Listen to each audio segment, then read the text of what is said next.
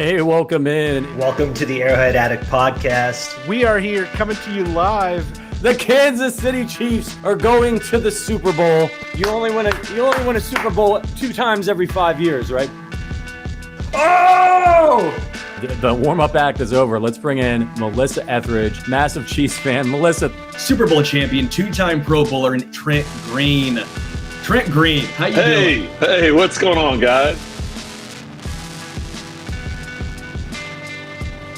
And he picked it up! He picked it up! He's gonna score!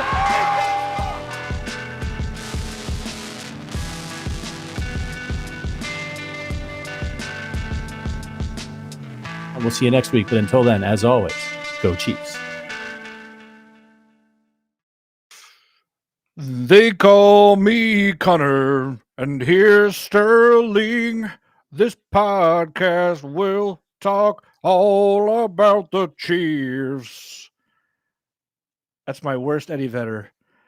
But I'm wearing the Pearl Jam shirt today, so I went for it. Sterling, you're not even laughing, which makes me think my efforts are in vain. My apologies to you. My name is Matt Conner. I'm here with Sterling Holmes, opening up the Arrowhead Addict podcast on this lovely Tuesday here where I'm at. How are you today, Sterling? Yeah, I was going to say, ain't found a way to kill me yet. Eyes burn with stinging sweat. And that's from me listening to that song right there. No, that's not The Rooster by AIC. That's you singing Pearl Jam without your heart. If you put your heart into it, I would have loved it. You've had better Eddie Vedders. I've heard you as a better man. Dude, that's a good one. I don't know. I felt like I had an even flow. I felt like it was Jeremy. Dude, welcome to it. It's good to see you, my friend. We are in the thick of the off season. But by the way, how are you feeling about the Royals right now? Dude, strong. Gotta feel great about it. Old boy's feeling pretty good right about now. That rotation. Come on. Yeah. Anyway. Yeah. Well, this isn't a Royals blog or podcast. Get out of here. What are we talking about? Anyway, we're talking Chiefs today. And we got some news to cover. We got some things to discuss. The draft is in a couple weeks. But as much as we're talking all about the draft, today's episode, actually, we'd love to sew up a lot of the free agency that's left, if there's any free agency left, because every team goes into the draft hoping they can take the best player available. But then a lot of times it comes down to reaching for some needs. So, what we hope is that the Chiefs can get whatever guys they can on the roster in order to avoid having to make a reach at a certain position, and just wonder kind of maybe what deals are out there to still be had. But before we do, my man Sterling, we got a great deal from FanDuel. Is that right? We sure enough do. And if you've not downloaded the FanDuel app yet, you will definitely want to take advantage of this offer. New users who sign up through our link must deposit $10 and place a first wager of $5 on any live bet. Right. Once your first bet settles, you'll receive $150 in bonus bets, even if you lose. This offer is only available if you sign up through our link, bit.ly/arrow150. You can find that link in the description below our stream, as well as scan the QR code on screen to start signing up. Again, the link is bit.ly/arrow150. Offer is only available to new customers who are 21 plus and physically present in legal gambling states. Please remember to always gamble responsibly. Check the episode description for the full terms of the offer, as well as the link. And I'm betting on baseball. I'm betting on Cole Reagan's going over strikeouts. So. Nice. I just got scolded for singing over the ads. Good corporations, good soulless corporations give us money, hoping we will promote their product, and here I am disrespecting with stupid sing-alongs over it. My apologies to the fine folks at FanDuel. I would quite frankly say it's disrespectful, just how it's disrespectful. Mike Danna only got 3 years for $24 million with only, $13 million guaranteed. Can we talk about this isn't the best deal in all of free agency. I don't want to take it to that extreme, but is it? Is it not? If you would have said $13 million guaranteed on a 2-year deal, I'd be like, sure, love it. On a 3, like what? Were you just blown away by the parameters of the deal when it was announced? Yeah, I am so surprised his market did not drive more for him. Now, I think sometimes when people say, "Oh, but he's a Super Bowl champion," I think it's a little overrated, especially for a rotational defensive player. It's not a quarterback. It's not necessarily an X factor. Like I like Mike Danna a lot. Like I am president of the Mike Danna fan club. All here say I. Okay, we can move on. I'm taking the minutes right now. But Mike Danna is a very good rotational piece. We've seen the prices for edge rushers skyrocket. Carl Lawson was on like a 3-year, $45 million deal. Look what Draymond Jones is getting. It's crazy. So when you see a guy who is good, not great, but consistently solid, and a guy who you know can play inside and out, well, I thought the versatility would lend more. But 3 years, 24 mil, 8 million AAV with a guaranteed contract of 13 million. I am shocked that no team went, quite frankly, well over that. You know, if a team even offered 3 for 30, I'd say that's pretty undervalued for Mike. I'm thrilled he's back here in Kansas City. Again, if you're in his shoes, this is, again, your first big contract. So how mad can you actually be? You're a 5th-round draft pick. You're still getting paid at a minimum $13 million, right? But still, I was a little surprised his market was not more robust. Yeah. I'm with you. Let me just say this. I want to correct something. Mike Danna started every game up front for the Chiefs last year. So I don't want to call him a rotational piece. He was a starting defensive end for a Super Bowl champ. And I think that's an important part of this because he starts as a long shot draft pick to make the team, makes the team. Then he becomes a special teams guy and rarely used defensive lineman. Then he becomes a rotational piece that Spags is learning how to use, and they start to slide him inside. And then he becomes starter opposite George Karlaftis, and is there to be. You know, I realize what you're saying. If the Chiefs could replace him as a starter, they probably would, and make him a rotational piece. Well, That I kind think of he is thing. with a Minihue when he's healthy. When Charles O is healthy, I think we all realize that Charles is a starter, and then Mike Danna in that instance is your third D end. I mean, all I'm saying is like Danna had 16 starts last year. So, you know, like if you just want to go with base, whatever, that's what was going on there. I agree. Like I like a mini Hugh outside better because the disruptive force is greater there. That said, I don't want to shortchange Danna and say that maybe every team saw him as a rotational lineman, or maybe they did. Maybe that was the problem. But I like the story.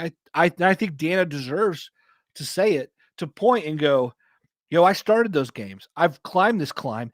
And not only have I climbed this climb, but how much farther am I going to go? You don't know. In 4 years, he's gotten better every single year. He's done more every single year. He's reliable as hell. He doesn't make mistakes. He's solid against the run, and he can set that edge, right? But he's also shown some solid disruptive capabilities. 6.5 sacks, I believe, is the count from last year. So he set some career highs there. He's only 26. It's not like he's like 27, 28, getting up there. It's like there are a lot of prime years left. And so let me ask you this. There was zero about Mike Danna out there before the signing. And, it took the Chiefs a little while to get official cap space. It made me think all along that there was a gentleman's agreement between the two. Kind of like, look, if you stay out of, like you could take your free agent tour and whatever. And if but if you really want to come back here, we're willing to put up decent money. And it just made me wonder whether there was some kind of gentleman's agreement there, because it just baffles me to think that 31 other teams weren't interested in taking a closer look at a guy with his pedigree. Yeah, I don't know, man. That's tough from the player's perspective, especially if you're an agent. You're trying to get the guy the most money possible. Again, I just think that a lot of folks and teams probably viewed him, like we're talking about, maybe as a rotational guy. like, Andrew Wiley and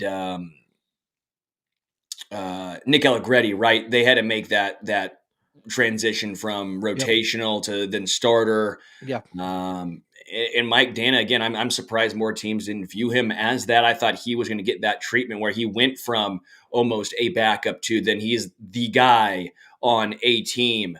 Not the case. I do think it's great for Kansas City. The Chiefs needed him. The Chiefs need Mike Danna with Charles Omenihu out. Now, I know people are going to go ahead and say, well, what about FAU? Is this a knock against FAU? I don't think so, because when you have as many snaps on the defensive line as teams do, they're not playing 100%. Max Crosby, he's the outlier, right? Crosby's the outlier. And to an extent, Karlaftis, how much Karlaftis plays is almost an outlier too. Yeah. You want to have 3 at a minimum 4 defensive edges that you trust. And again, Mike Danna kicks inside in those NASCAR packages.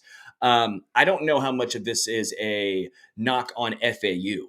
And quite frankly, the Chiefs have all the ability to see what FAU is going to be, because it's only $13 million guaranteed. If FAU takes off and it's like, you know what, we don't need Mike Danna anymore at all, they can get out of that contract after 1 year. I mean, seriously, after 1 year, they most likely could. You say 1 for 13, fine. Like, if FAU all of a sudden just blows out, comes out, and is a stud. So, and now you have insurance. I don't think this is a knock against FAU as much as people are going to probably try and make this out to be. I will also point out, what if this is more of a knock against Charles Omenihu, who's going to be out a large chunk of the season, final year of the contract. And again, even if FAU steps up, you still need guys behind Karlaftis and FAU. Charles Omenihu might not be here, so that means you still need Mike Danna. So, no, I don't think when people are going to try and spin this as FAU's not ready, as a bust of a pick, all that stuff, I think it's almost a separate situation here. They wanted the depth. They got him back on a very team-friendly contract. You'd be silly to not bring Mike Danna back on that deal. Yeah.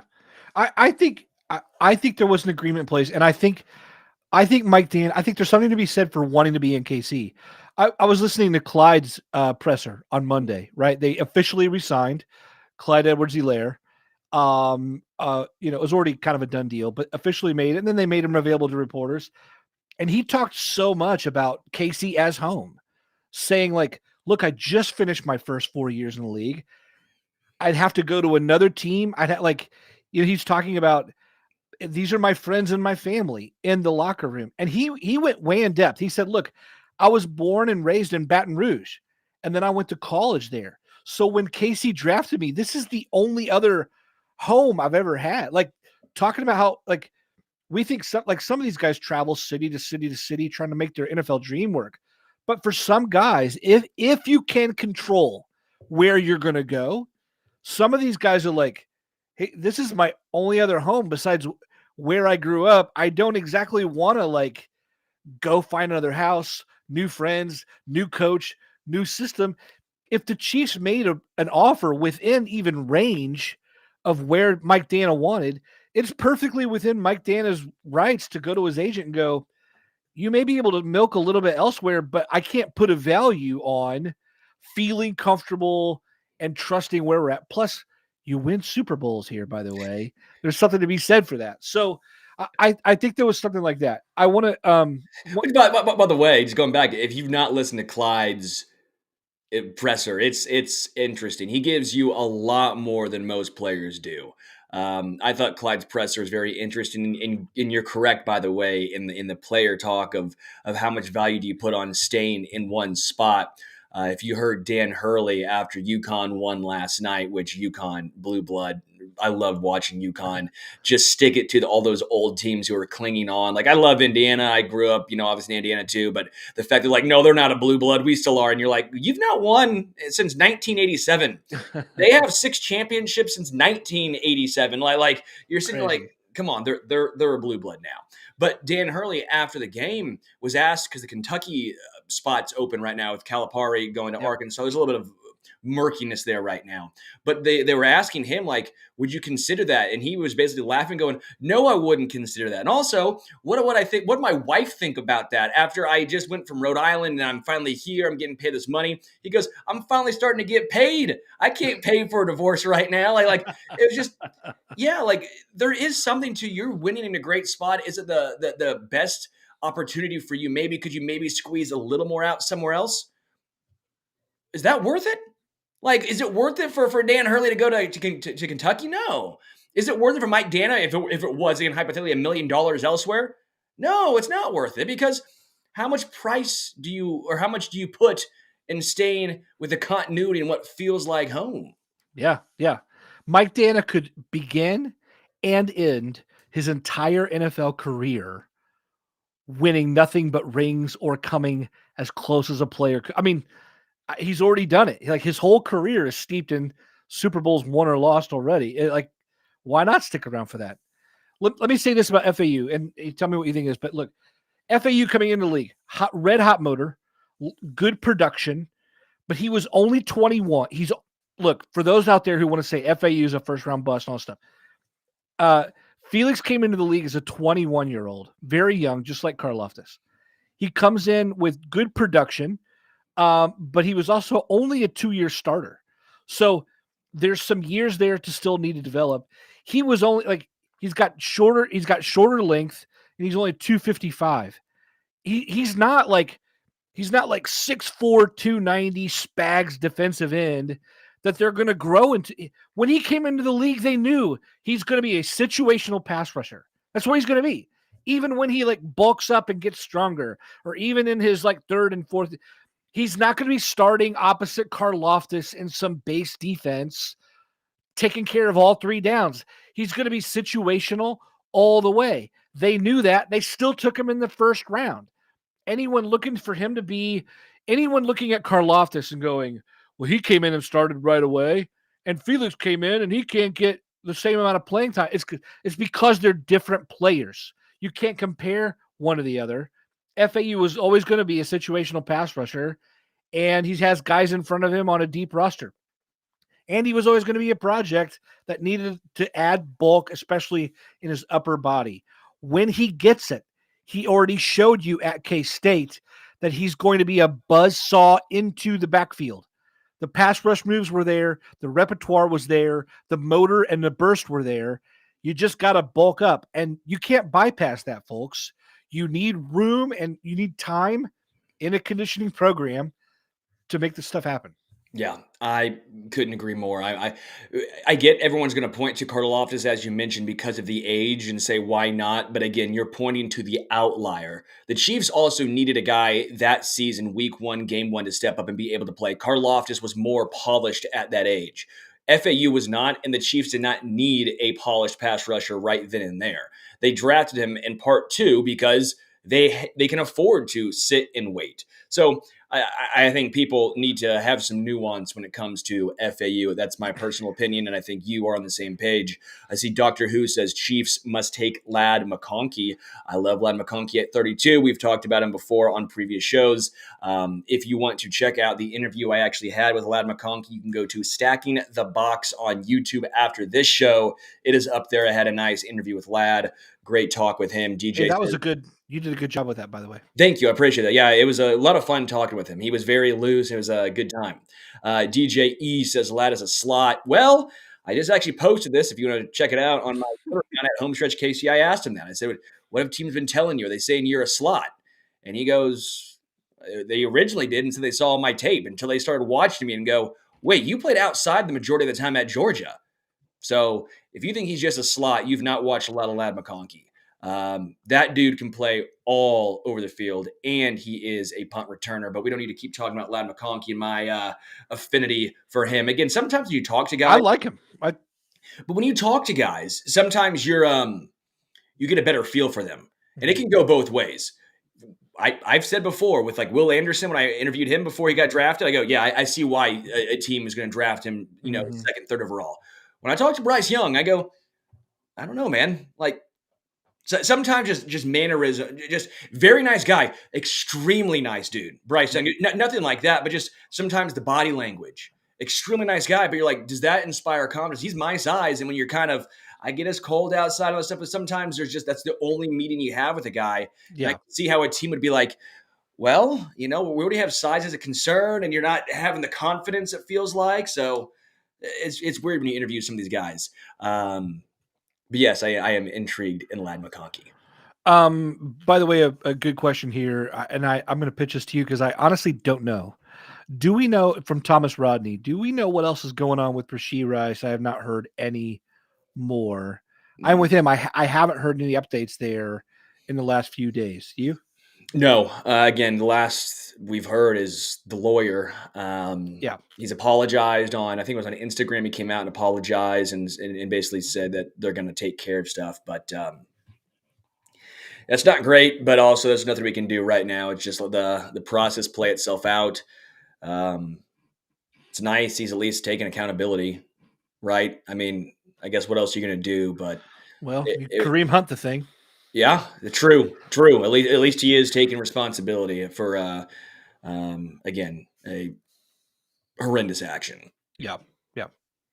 Well, folks, into the meat of the show here, we wanted to get into just how much the Chiefs might still go shopping or might not go shopping.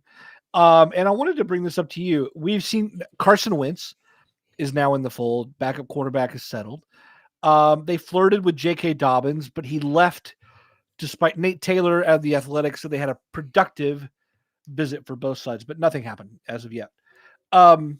So maybe running back, but the draft is only in a couple weeks. And a lot of times teams will kind of turn their attention only on the draft and then come back out to the free agent market. We saw that last year where the Chiefs kind of turned into themselves in the week or two before. And then afterward, they signed Donovan Smith. Like, they have some things worked out of like, if the draft doesn't fall this way or that way, we know we can go to these guys. I'm asking you, do you think we're still going to see a move or two on the free agent market in general from the Chiefs before the draft? Before the draft is tough. It is tough. I don't know why I added a T. Tuft. It's tough. It's a tufted tuft. It has like a, I don't know how you.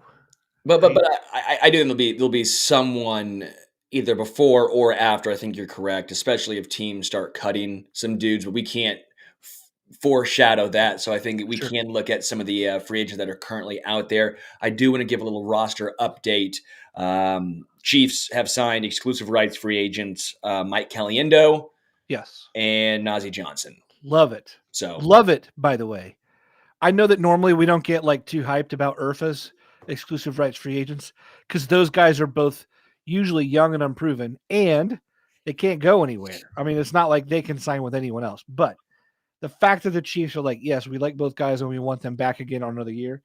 I actually like both guys to play bigger than expected roles for the like. I think Caliendo has the inside track to be Allegretti. I think there's a very real chance there. They signed him 2 years ago out of Western Michigan. He was Sky Moore's teammate, by the way, at Western. And then they signed him as an undrafted free agent, and he's been around for 2 full years now. That's a good amount of time to get coached up by Andy Heck. He can play either guard spot and center. So he's a guy who's already 2 years into the system who can play all 3 interior spots.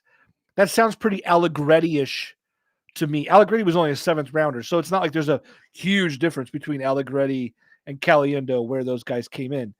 And then Najee Johnson, we saw it last year, man. I mean, it looked like Najee Johnson was going to like compete with Mike Edwards for like a 3rd safety snaps, or at the very least beat out Deion Bush for 4th. Or even be like a slot corner. Like there was talk of him playing like nickel and cornerback. I mean, Najee Johnson was, again, I went to a few of the training camp days, and there was a lot of buzz around Najee Johnson. I will also point out there was a lot of buzz around Richie James. Fun fact for you, Richie James looked like the best wide receiver in training camp.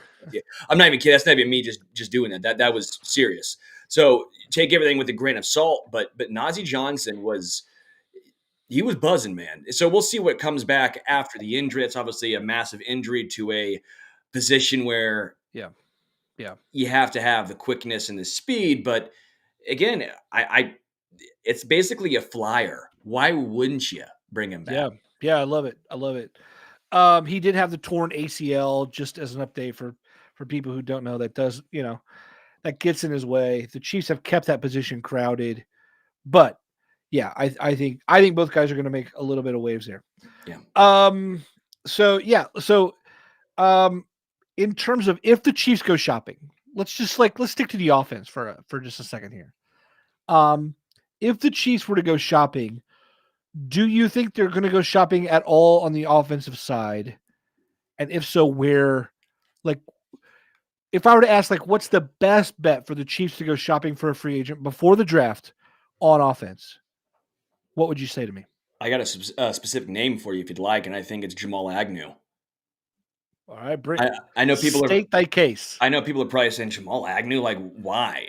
Well, with the new kickoff rules, it's very important now to have a kick returner that can be an impact player. Jamal Agnew was an impact player as a returner with the old rules, but he's even more efficient this way because of his vision and his ability to. He's at times taking the ball out of the backfield. He can be that specialist, if you will, with him as well as the dude who plays rugby. I think you have that tandem back there because I do think you'll see a lot of two receivers back there because you don't want it to have it hit and then skip in. Then they get it. You have shitty field position. So you're going to most likely have two returnmen back there. And you don't necessarily want the traditional, let's get a guy who runs a 4-2, 4-3, like the McCole Hardmans, the traditional kick returners, I think, or I don't want to say will be out of a job, but it's not quite as important anymore, that top end speed. You want to get a guy who can get behind and who has the vision to follow his blocks. It's going to be almost more like a run play here, right? I think Jamal Agnew brings all of it to the table. Not going to be super expensive. Like when Cordell Patterson went to the Steelers, if I'm not mistaken, Patterson did. I was sitting there. That's perfect for this new role. Like Patterson's going to thrive in this role. I think Jamal Agnew, again, he's listed as a receiver. He can do some of those end arounds, some of the trick plays, but I think he would be a phenomenal asset on the new kickoffs. I think Jamal Agnew is a guy that I personally would like the Chiefs to look at. Yeah. I like that idea. I think you've got a good reasoning there. It would surprise me to see them figure something out with Dobbins. I don't know if Dobbins wants to take a tour of some more teams or not. I was looking at running backs, by the way. It's so pitiful. I mean, there are like the pickings at this point are not good. However, I was intrigued. This is a super long shot, but I'm a little intrigued by Rashad Penny. He had a couple good years with Seattle, but he was just a healthy scratch all year in Philly. Like DeAndre Swift was just the man. And he just kind of was like, they signed Penny and Swift, and then Swift got the goods, and then Penny just sat all year. So I don't get it. There's not a lot of tread on the tires, and he put up some real juicy like yards per carry with Seattle for a few years. Like I think his career average is like 5.6, 5.7, something like that. That makes me, so I'm just dying to get him in the hands of Andy Reid and seeing like what they could do with a guy like that in a bit role, where they're like programming a couple scripted plays for him in a game or something. I don't know. It's it's a flyer. Just like Dobbins in the injury, it's a flyer. But I wouldn't mind a flyer in the backfield, whoever that is. Yeah, that's interesting. Yeah, you know what you have with CEH. He's your, I don't want to say break in case of emergency, but you know what you're going to get with him, right? Well-rounded, could do a little bit of everything. Nothing great, but you trust him, right? And also you know that he's not going to be a diva back there. You understand that he's going to be a guy who is not going to complain and pout, at least from what we have heard, if he doesn't get touches in a game. And you don't think about it, but you're not playing Madden. You actually have to worry about dudes who are me first guys, and you're like, dude, you're a third stringer, you're a backup. Pacheco's here. Sorry. But also Pacheco's been injured. CEH has been injured. I don't know what McKinnon's going to do. I don't know what some of the backups that the Chiefs currently have, like the Deneric Princes, the guy from Arizona they brought in. Like, those guys just might be practice squad guys, or they get called up for injuries. That's fine. You're going to have 5 running backs. A lot of them are going to be stashed. That's what you have to have in today's NFL. Yeah.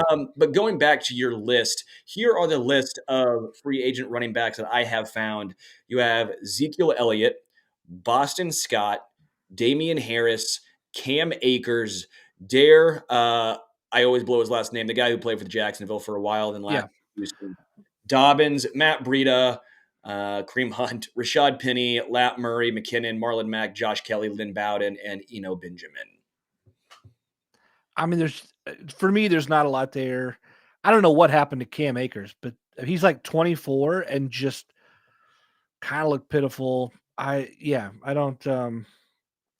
Just to me, here's what I think. I think the Chiefs are going to come away from this offseason with 2 new faces in the backfield. That's what I think. And I think one's going to be the draft, and I think one's going to be some sort of free agent flyer, whatever that is. I'm with you because I think Cody Schrader is a guy in the draft from Mizzou. Again, I'm not trying to be a homer here, but he's a late round, day 3 type of player that it seems like the Chiefs covet his sort of skill set. I mean, when was the last time the Chiefs really just went with let's get a speed guy. Let's get the fastest guy in the draft, throw him at running back. That's not really what they do. Yeah. They don't really covet that. At wide receiver, they do sometimes with McColl, but Kadarius Toney, but they don't really do that running back. So as much as I think we all want to see, I've heard the lightning to the thunder, or whatever you want, but Chiefs don't really operate that way. Yeah. Josh Zylstra brings up Isaiah Davis. Jackrabbits. I mean, there are some really good late round options that I like. I think it's going to be really interesting to see what the Chiefs go for there. They struck gold with Pacheco. If they're going to do that again, I think Dylan Lobb, is that his name, out of New Hampshire or something like that? Led all running backs with catches last year. New Hampshire has a football team? It was like this kid was electric out of the backfield, so many receiving yards. And then he followed it up with a great combine. I think he's out there. Anyway, there are options that I think the Chiefs are going to be able to pull on day 4 and add to that room, but they have to do something. It's too thin as it is. And I gotta be honest, I'm a little tired of ringing McKinnon's phone at when you're getting into your mid-30s, the injuries are there. Is he had a great moment and he's a great story, but it's time to turn the page at some point with some of this stuff. Bob Seger or Metallica version? Bob Seger. Both are good. I'm probably going to Metallica turn the page version, but I understand. What is the most forgotten state? Because I think it is New Hampshire. I'm sorry, New Hampshire-ites. But probably is, right? Because Rhode Island is so small. But you think of Rhode Island because it's so small. You're like, oh, yeah, I think of Rhode Island because it is so small. I was thinking Delaware, maybe. But it's one of those up there. But Delaware had Joe Flacco. And Delaware also was the first state, and I will point this out as well. I think the United States were Delaware is the first state we've learned. We've learned from Delaware. Sorry to any Chiefs fans from Delaware. It's fun making fun of the Northeast because we're in the Midwest. And I lived up there, so it's fun to make fun of Delaware. I will say if you're not from middle America, a state in middle America is going to be the common answer for anyone living on the coast. But you got to think about sports though. It's not going to be Kansas because believe it or not, people are dumb enough to say, "Oh, Kansas City, so the Chiefs are in Kansas." No, like Wyoming or something. Josh Allen, dog. Come on now. True. You're right. New Hampshire, you're the worst. See ya. You're number 50 out of 50. We should do a ranking on this show sometime. Dude, I would be in. Yeah. We should have a play-in between New Hampshire and a territory like Puerto Rico. And see. Probably Puerto Rico. I mean, they got the weather down there, Dude. Yeah. Now we're off the bridge. Anyway, all right. We both have we both mentioned one there. Anyone else? Some people are bringing up Odell.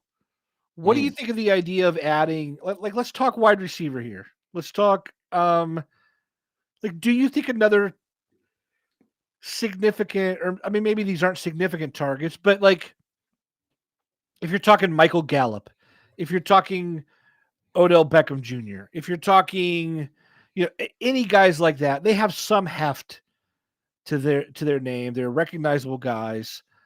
Do you think the Chiefs are going to make a move like that at wide receiver? No.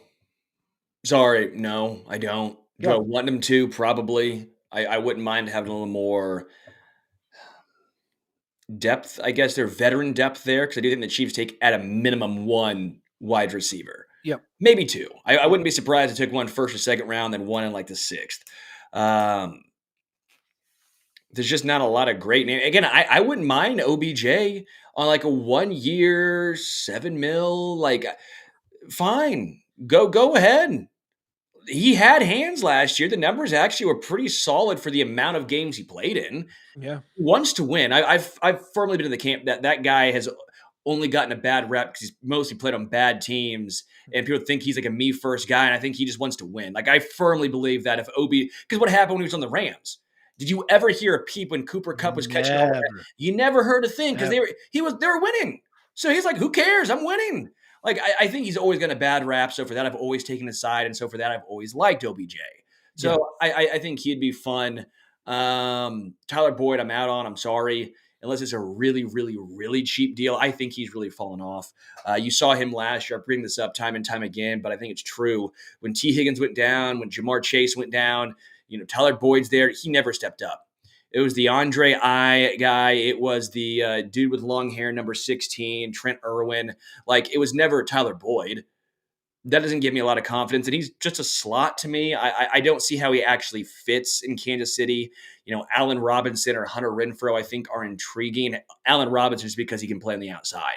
Like, I don't think he's got anything left in the tank, but he's got good hands and he can play the outside.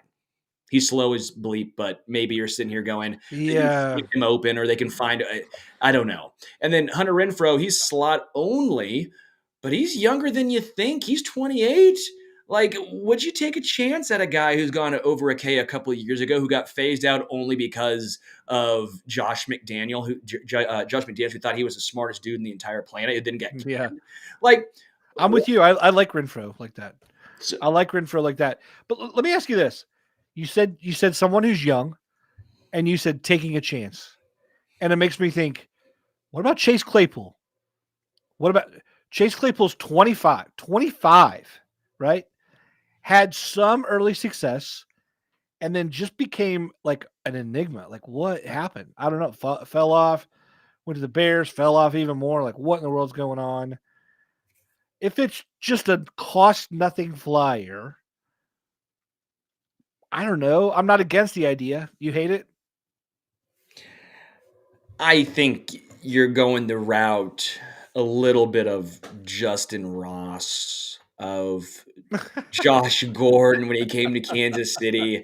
Like, I think you're going the route of, well, he was good that one, he was good in the past, so that means he's still good because we know his name. And it's like, I'm out on Chase Claypool. I just am. I mean, of course, no one's looking for him to come in and do anything, like rely on him at all. There's a reason why he's been bouncing around. Like, there's a reason why, he had a good year with the Steelers, and they're still like, yeah, we don't want to deal with him. Like, we're done dealing with this guy. Then he goes to the Bears, who needed a bleep ton of wide receivers, and like, we don't want to deal with this guy. Then he goes to Miami, who needed wide receivers, and like, yeah, we're not going to deal with this guy. Yeah. At some point, it's you, not the team. That's three different teams. And again, they all needed wide receivers, so I'm out, man. So sorry for that reason. I'm out. I get it. By the way, though, how many wide receivers are we discussing? Like, we know the Chiefs are in, they're in on potential round 1 guys, round 2 guys. I feel like I'm hearing around 20 names total around the Chiefs, ranging from like maybe 3rd round guys like Javon Baker all the way up to like the draft's best receivers, Marvin Harrison Jr., right? Now, I don't mean for the Chiefs. I just mean in general. Okay. I as an NFL fan am hearing about like 20 good young wide receivers coming into the league. That means that those 20 guys are going to be supplanting 20 other guys who are currently slated for roles that are now going to get knocked down the depth chart or made available in some way. It's making me curious looking at some of these teams. If the Chiefs exit the draft needing a wide receiver, there's going to be a lot of young receivers. Like some of these teeth are going to be looser than they were before. And I wonder if the Chiefs maybe be able to make a move. That's like a weird dental analogy. Yeah, And I I hated don't like that. it. I hated that analogy. It Yeah, like I'm sorry. it gave me shivers. I was Suddenly we're all like sitting in the chair going, yeah, I don't like this feeling. No, I'm on the dentist. yeah, I don't know. I think the Chiefs may actually be able to enjoy a post-draft wide receiver market where they just go to teams and go like, you just drafted 2 guys and maybe this one you didn't realize would be on the table and you have them at value, but now what about this other guy who's now a little bit more free than he was before?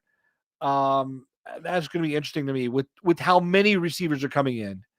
That's going to be interesting to me to see who shakes loose. Yeah, I like that thought process a good amount, actually. I'm a fan of that. And the thing is, the 20 wide receivers that are drafted in the 3rd round, how many become legit NFL starters? Let's just say like 10. How many become like impact players? Let's say 5.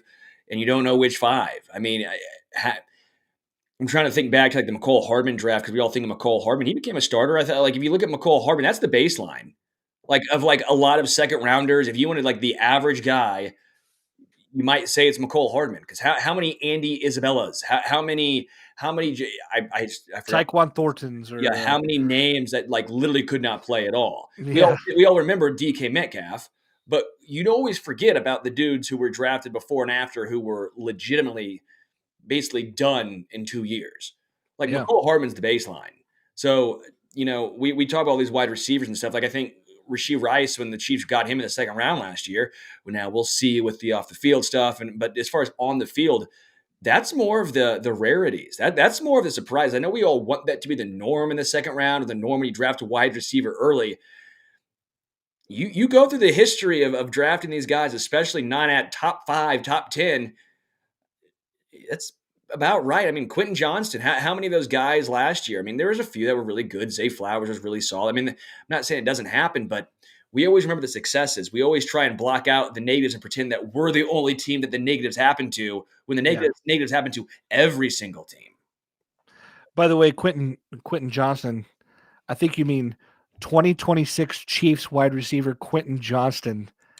You just know that Brett Veach is going to buy low on that guy for like a 7th round pick, like 1 or 2 years from now, as the Chargers cut ties with the guy that is their regime was not in place when they picked him. It'll be that kind of deal. I did talk to him on Radio Row. Very good dude.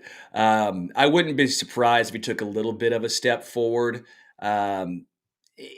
Again, he's coming from TCU. That's not Georgia. That's not Alabama. I do think there was some. I don't think he's ever going to be necessarily like the Mike Williams replacement, but that is almost what it feels like, right? Like it does feel a little bit like that. He did have a couple of games where you're like, okay, we see what they're seeing. We all remember the big drop and big moments, but I don't think he's ever going to make a superstar. But I think Quentin Johnson could be a pretty decent wide receiver for the Chargers. Wait, why are you knocking the Horned Frogs?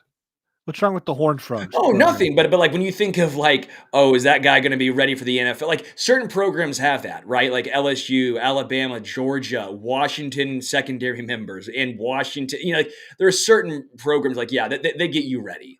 I don't know if TCU necessarily has that for wide receivers. Horned Frogs are pro ready. I don't know if you've seen Horned Frogs receivers, but they're pro ready. Anyway, what about anywhere else on the offense, or let's open up the defense too?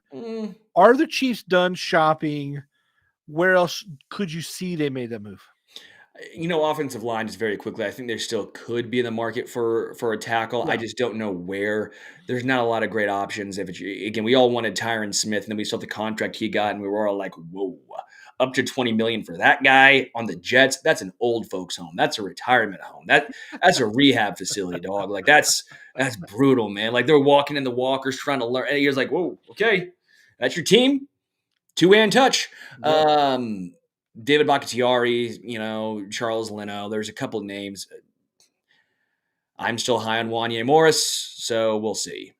I mean, Donovan Smith's still out there. Yeah, and that's fine. Like, honestly, I'm fine with Donovan Smith coming back, and you have a legitimate competition. Like, if you think Wanya Morris is back, you still want to have that depth piece either way.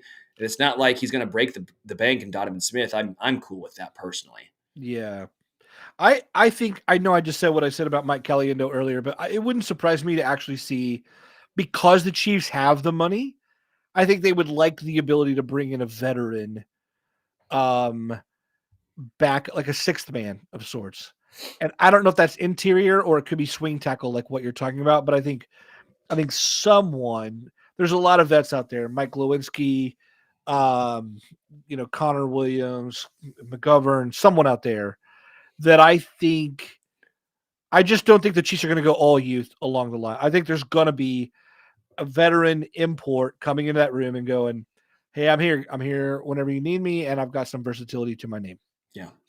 Defensively, there's some still a few big names out there, actually. But when I say big names, I mean like, oh, these guys were great because you know the names and you're sitting there going, but what do they have going forward? Because I think when I name some of these guys, you're going to say, oh, yeah, we want that dude. And you're like, well, what have they done the past couple of years? What did they do last year? What's that age looking like? And what's the injury history looking like? So that's my concern defensively. Yeah. No one at linebacker, even with the departure of Willie Gay Jr. I think Cam Jones. I need to see when the injury timeline is for Cam Jones, but I think he could probably step in. Jack Conklin, I think they trust enough. If they took a 5th round linebacker in the draft, that also is enough in my eyes to supplement. I think they're good at linebacker. Defensive line, for the most part, I'm content with. I'm not super happy that they brought back the entire interior defensive line because I do think that at times that was an issue. I love Mike Pennell, but I don't want him the entire season. There's a reason why he wasn't getting a 3 for $75 million contract, right? Like, there's a reason why he got what he got. I love Mike Pennell. I've actually been in the Mike Pennell fan club for like 5 years now. I don't know why. I love that. Does it come with a card? Like, does it come with a card? I can't think of anything funny. I was going to seem like a scale, like you have to be a certain weight. I don't know. I guess that's the Danny Shelton fan club. I love it. But I wouldn't mind like an Emmanuel Ogbah. I don't know. I think Calais. Even with Mike Danna in tow? Yeah, and that's the issue is like, you're in this era where you want to see what FAU has. You want to see if he can be the guy, but also you're trying to win Super Bowls right now. Yeah. Like, you want to win. You're not here to develop necessarily. And again, I think FAU takes a step forward, but do you still want to have that depth just in case? I think you do. I mean, look at the Eagles. The Eagles go like 10 deep on the D-line. It's crazy. Right? And Charles Omenihu is going to miss a large chunk of the season. You probably still want another guy behind Karlaftis if it is going to be FAU and Danna on one side. Who's behind Karlaftis? I mean, I like Ogbah. I think that's a great choice. So I think maybe that's the way you go. Is as much as I would like to see like maybe a bigger name on the inside, I don't see it necessarily happening just because of the guys they brought back. And I would not be surprised if a cornerback was in the cards. Don't know who it's going to be. Maybe they just draft a couple corners and say, hey, we're good again. Maybe Najee Johnson they think can be that dude. Maybe they think Echo Boydo can be that dude. But I still wouldn't mind a veteran back there. 1 year, 2 year deal. Again, the names are big, but the production of what you think is going to get might not match up to the name. Yeah, I mean, you have Xavier Howard out there. I can give you a list. You have some people. You know what I'd love? I'd love to see Steph Gilmore. I'd love to see Stephon Gilmore come in on just a 1 year flyer, be that veteran who could like help coach up some guys on the field, provide some insurance. I just think it'd be awesome. Plus, in the twilight of his career, chase a ring. I think that'd be great. To me, that makes sense. Also, man, there's a guy. I'll be honest. I defended him when he was leaving because Steven Nelson. I knew where you were going. Always, people just gave it to him like he was not a quality corner. He did have problems. Like he had problems getting his head around the ball. He for sure there are messed up plays there. But Steve Nelson was a starter on a winning team. He was always an average to above average starter, even with the Chiefs. He's gone on to play several more years in the NFL. He's a free agent again. Had a good year last year. I wouldn't mind having him back either. But for me, I'd love to have Gilmore. Are you with me on a veteran corner, or do you want to let all youth play out there? Yeah, I would prefer to have a veteran corner out there as well. You have Xavier Howard, J.C. Jackson, Adoree Jackson, Cam Sutton from Detroit, Stephon Gilmore, the ancient Patrick Peterson. At least the Chiefs could kind of fulfill that prophecy of 8 years ago of Patrick Peterson playing in Kansas City, Oh right? man, he is all slot now. By the way, all slow and all slot. I was going to also point out Stephon Gilmore is also 33. Steven Nelson, Levi Wallace, Rocky Sin, Eli Apple. Hey, Rashad Fenton when I have that come back. But I mean, there's some actually decent names I mentioned up top, but I like Rock. I like the thought of Rock coming in and doing something there too. He's young. So, there's a couple ways the Chiefs can go. I just don't want to see a big contract. Like if it is Stephon Gilmore, that's fine if it's 1 for 5, but I don't want to see a 2 for 12. No, right? No. And I see Lauren Shank saying now we made the Darrelle Revis mistake already. What we're saying here is we don't necessarily expect that guy to come in and be like, that's our CB1. That's your CB3. That's your CB4, maybe. I'm not expecting that guy to come in and be like, the Chiefs have to have this guy play well or we're screwed. That's not what we're expecting. We just want to see some extra depth back there and preferably with a veteran. Yep. You don't want to come in going, Joshua Williams has to make the leap. You don't want to come in and go, Nick Jones has to be a rotational guy. You don't want to come in and go, Najee Johnson has to be healthy. You don't want anyone to have to do anything. So if that means you spend a few million on a piece for security, that's what you do, and you grab one of those guys. Yeah. Shout out to Chris Wright, member for 10 months, level AA rookie camp. Chris, here's to you. Love it. Congrats, by the way. We need a 10-month medal or something, a coin. We do. I do want to give a shout out to Zach Farmer on our podcast review. Says, great listen.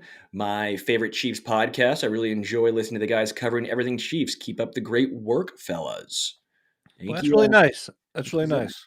Jacob Strange says, great show. Best Chiefs podcast. Thank you, Jacob. Dr. Driver 21 says, my favorite Chiefs coverage. How will the Chiefs secure depth on the defensive line? So I just want to say we do read these. We do appreciate them. We've talked about the defensive line a little bit today. If you guys want to give us a review on Apple or Spotify or wherever you get your podcast, we would actually appreciate that. Hopefully it's a 5-star. We're 5-star men. We're 5-star men, okay? You give those 5 stars. If you can give us 4, I don't know. I guess it's fine, but we prefer 5. And if you want to give us a thumbs up on YouTube, that would also help us out a lot. So we would appreciate that. Yeah, if you're listening at all, if you want to give us a subscription, just hit the like button, hit that subscribe button. It goes a long way for everything we're trying to do here. And really, it's all for you all. That's all we're in this together. Folks, we've reached the end of our show here to transition to the must list. It's time for the must list. We'll be bringing our producer, Richard, to hang out with us in a trifecta box, as Scott Hansen would call it on the was that what he calls it? Quad box. Quad box. Quad box. Yeah, anyway. Richard, how are you, my friend? I'm doing very well. It's a glorious Tuesday here with you fellas. So did you see the sun, moon? What do you call that? An eclipse. Did you see the eclipse yesterday? Oh yeah, I saw it. I was out there every 15 minutes just checking in on it. Yeah, it was cool. It was neat. I've never really sat there and stared at one, but with glasses, of course. I'm not one of those people. My eyes are doing fine today. We were in the path of totality. By the way, I'm determined to keep using the term path of totality as often as I can in regular conversation. The Chiefs won the Super Bowl again. Yeah, I mean, you stepped into their path of totality. I love it. Like when Sterling is like walking down the aisle in his wedding, I want to like write the words path of totality on the carpet as he's walking down. Like, anyway, I'm overdoing this joke, but not at all. Yeah, welcome to that joke's in the path of totality. It is. I love it. Speaking of paths and totality, the must list is a time where we recommend something that we totality love either something we've read, something we've listened to, something we've watched, whatever it is. We just love making recommendations. And by the way, if you're listening or hanging out with us here and you have something you want to recommend too, let us know. I've watched movies that you guys have said, or if you're in the member and in a Discord channel and want to drop something in there, say, hey, you should check out this book or whatever. We love it. Chris, thank you for the super chat. Look at that. Awesome stuff, Sterling and Matt. Love your insights. Chris, we love you. My wife, Chris. Yeah. Thank you, Chris. Appreciate that, man. Yeah. So who wants to go first? Who's got something to recommend today? I'll go first. I'll get it out of the way, especially because you stole my must list last week. If you haven't listened to that, folks, that was the Little Debbie episode. But we're gonna go with the normal stuff, the weird shit. I'm gonna recommend John Carpenter's Lost Themes. I don't know if anyone's ever out there, you guys have listened to any of his music post making movies. This is a lot of the stuff he does with his son, Cody Carpenter, and then I think I know it's the son of Dave Davies from the Kinks, Daniel Davies. So it's not just John doing all the work, but it's just instrumental electronic music. There's about 4 theme albums. I think the 4th one comes out in May, but they're really great. If you're just even a fan of just his work, you watch his movies, you hear his music. That's usually how it goes. It's just music for movies that never existed. You could sit there and close your eyes and imagine some post-apocalyptic nonsense, some heroin fighting a band of thieves. I don't know, whatever you want, but it's really cool. I thought you meant the drug was fighting a band of thieves, and I was like, no, wow. No. Richard. I'm picturing trippy music, man. Picturing some 70s Jamie Lee Curtis fighting whatever, another monster of sorts. But yeah. It's good stuff. Check out John Carpenter's Lost Themes. New album in May. By the way, what's better, 70s Jamie Lee Curtis or 2020s Jamie Lee Curtis? I don't know. 70s. I don't know. She's doing more stuff back then. I think it's just funner. What's better, John Carpenter or Karen Carpenter? Ooh, Karen. Yeah, that's the correct answer. Yeah. I guess so. Yeah. I'll go. So it looks like on the show sheet you were going to steal mine, Connor. I was going to go next.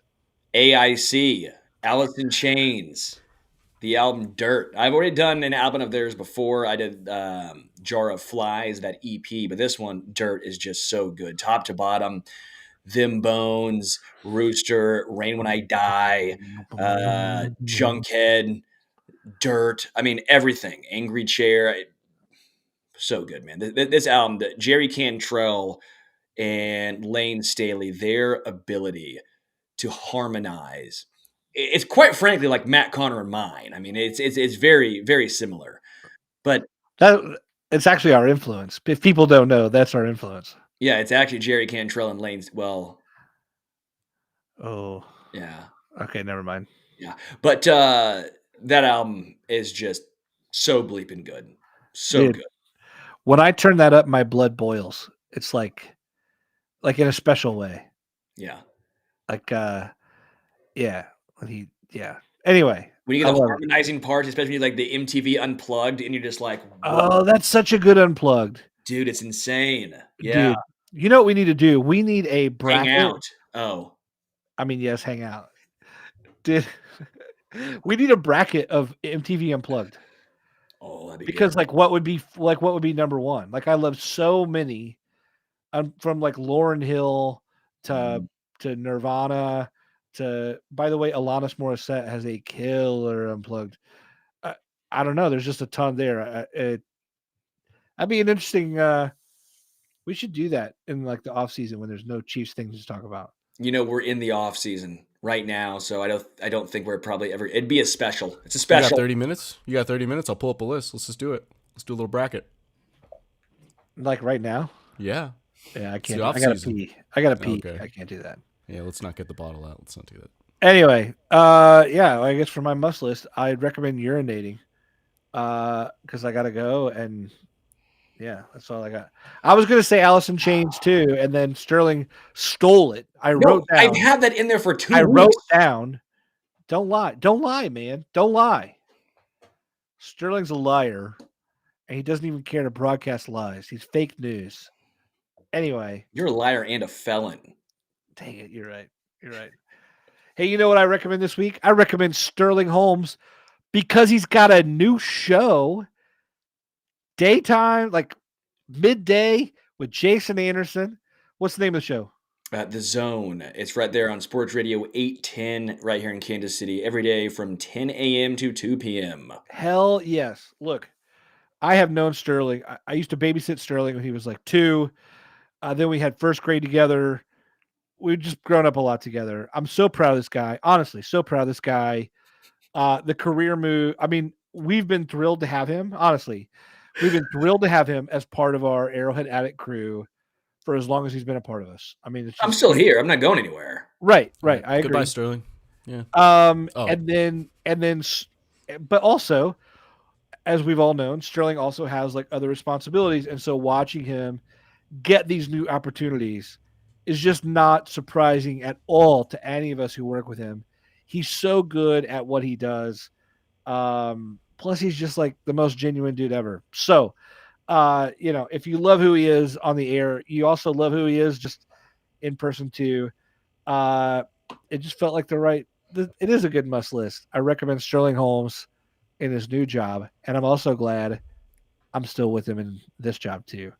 Oh, I hope you don't get too big for us, my friend. You're a sweetheart. Well, by the way, I love that we were in first grade together. Yeah. Well, Yeah. we were. It was nice. I started school a little later. Mrs. Hughes. It was Mrs. Hughes. It was. Shout out Mrs. Hughes. I sat diagonal left. It was so good. Anyway, all right. For Sterling, for Richard, for myself, I'm gonna hit the restroom, and then we'll hit you next week with another batch of Chiefs and draft goodness. Tomorrow, by the way, Adam Best and Sterling are gonna be coming at you with all kinds of Chiefs draft goodness. 2-3 more weeks, folks. Then we're gonna have a full draft class to celebrate. But until then, go Chiefs.